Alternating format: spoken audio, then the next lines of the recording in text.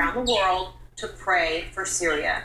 He's been holding vigils in Vatican City, telling the faithful that the search for peace is long and requires patience. The pontiff also asked for Catholics to fast in solidarity for Syrians who are suffering.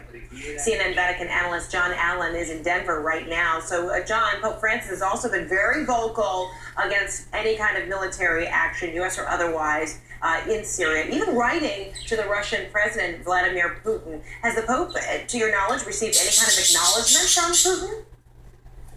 Well, I don't think there's been any direct acknowledgement from Putin, but I do think he succeeded in making the point to the world that the Vatican and the Catholic Church has kind of launched an all-out, full-court diplomatic press to try to stop this idea of a Western intervention in Syria.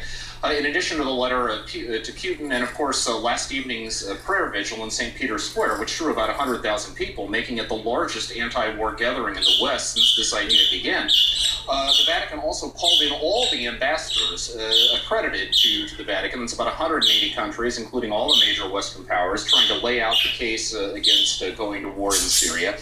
And Frederica, I think what's underneath this is the Vatican has both a humanitarian and a pastoral concern. At the humanitarian level, they're concerned that this could lead to a wider regional conflict and also stoke Islamic extremism. Pastorally, they're, of course, worried about the Christian minority in Syria. That's about 10% of the population of 22 million. The Vatican believes, and this is being amplified by what the Christians themselves are saying, that they could become the first victims of regime change. And so for all of those reasons, I think the indications from the Vatican are Pope Francis and his team are going to try to continue this diplomatic press to stop the West from going to war. Interesting. So clearly the Pope very influential among Catholics, but then one has to wonder, I understand many Catholic leaders are kind of taking from his lead, and they're actually sending petitions to members of Congress. How influential or how much of a difference is that expected to make?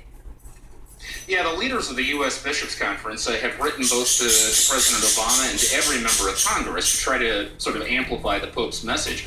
Look, let's roll the clock back 10 years ago. John Paul II, who of course we all expect will be named a saint sometime early next year, launched an all-out diplomatic campaign to try to stop the U.S. from going to war in Iraq. Was that effective? Well, at one level, it's easy to say no, because of course he didn't stop the war. On the other hand, it did significantly improve his standing in the Islamic world. It created lines of communication that are still open today, and some would say the Pope's leadership helped prevent a wider clash of civilizations between the West and the Islamic world.